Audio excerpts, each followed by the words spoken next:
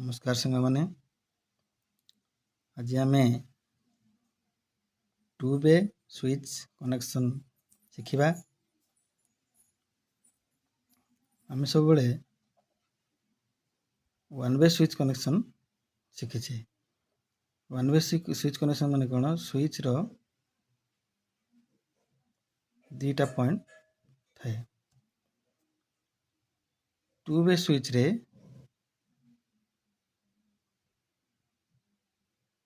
तीनोटी terminal थाए।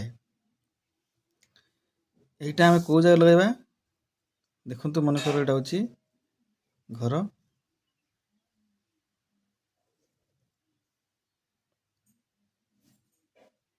गली अच्छी एठी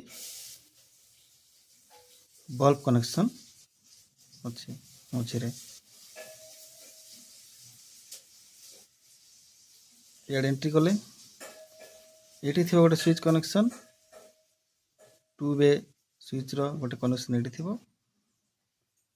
ये थी स्विच ऑन कले बल्ब जलिबो तापर ये सीधा आसबे ए रूम को जीवे ए रूम गला परे ए स्विच बंद करने पे ये गोटे टू वे स्विच थी जा द्वारा ये आपण बल्ब को ऑन कर आसिले ये स्विच बल्ब को ऑफ करि परिबे।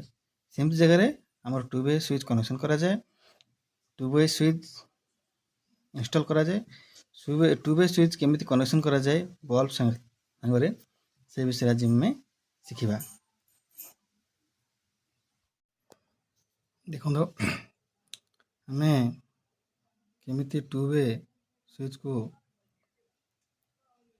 पावर देबा केमिति आम टू वे स्विच रु बल्ब को कनेक्शन देबा से विषय देखिए।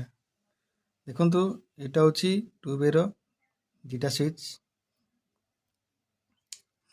रो ऊपर टर्मिनल को ए स्विच रो ऊपर टर्मिनल और ए स्विच रो ऊपर टर्मिनल को जोड़ी देवे। तापरे पूरा तल टर्मिनल स्विच रो से टर्मिनल को आउ गोटे स्विच रो पूरा तल टर्मिनल को जोड़ी देवे। तापरे एटा होची हमरो नेगेटिव पॉजिटिव वायर टाक नेबे सीधाणी जो भी गोटे टर्मिनल रो मझिरे कनेक्शन दे देवे। या पर कौन करिवे इट तो आपण पॉजिटिव दे देले आ गोटे स्विच रो जो मझी टर्मिनल टा अछि सेठी आपण कौन करिवे आ गोटे वायर कनेक्शन नहीं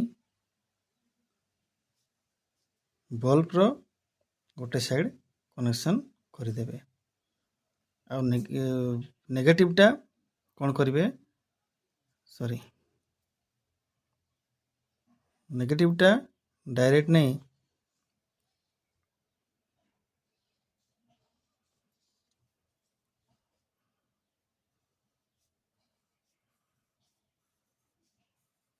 बल्ब रो आ गोटे पटे कनेक्शन दे देवे। एमथिले हम एटा टू वे स्विच कनेक्शन हो गला। एटा तो अछि हमरो दुटा स्विच रो टू वे कनेक्शन बल्ब से एटा तीनटा भी हेबो चारटा भी हेबो।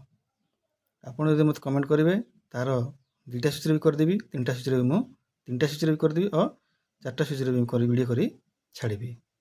वीडियो भल लगे लाइक और सब्सक्राइब करंतु। रही नमस्कार।